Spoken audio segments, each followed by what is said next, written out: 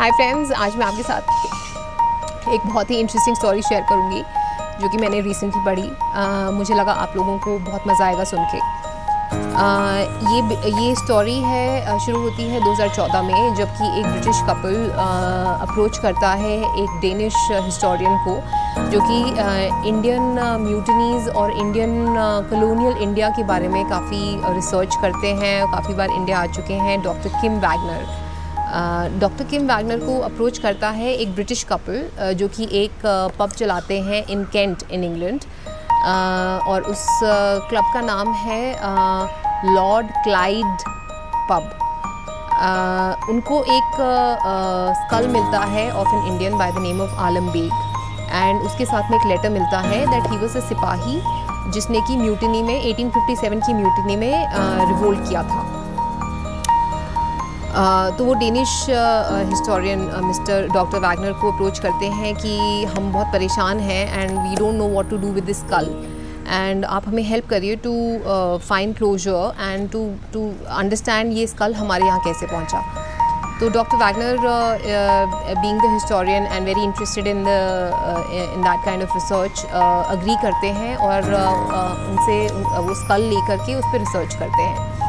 तो he digs through the papers, he digs through the journals, and he finds that in 1857 जब mutiny start हुई तो दिल्ली और मेरठ से स्टार्ट हुई थी और धीरे धीरे ये दूसरे रीजन्स में फैली थी। तो कुछ ऑफिशियल्स थे जो कि सियालकोट में उस टाइम पे पोस्टेड थे, लेकिन after the mutiny started from Delhi people had fled.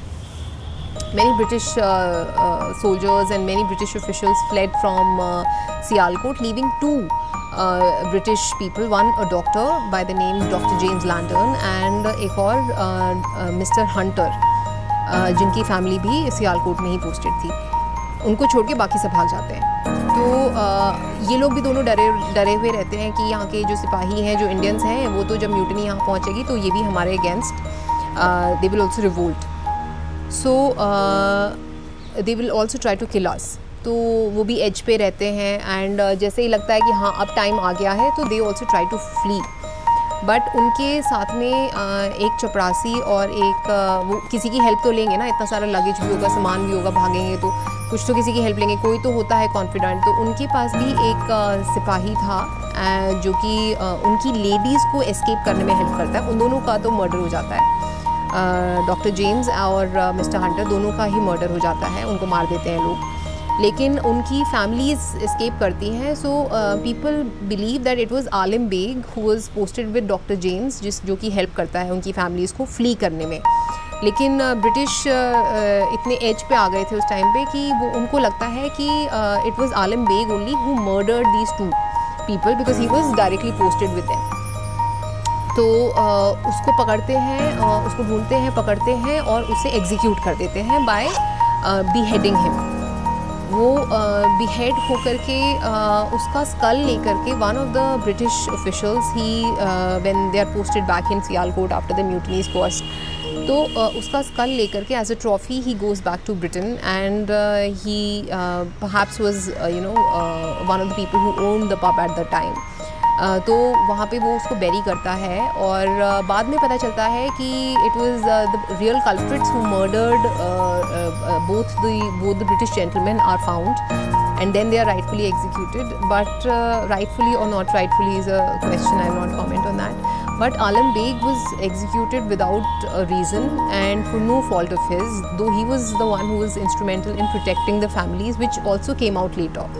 But by that time Alam had already been killed and his head was carried off to Britain and वहाँ पे रख दिया गया था। सो डॉक्टर वैगनर फिर ट्राई करते हैं, जब वो ये पूरा हिस्ट्री पढ़ लेते हैं, कि he should find his rightful place in the history of India.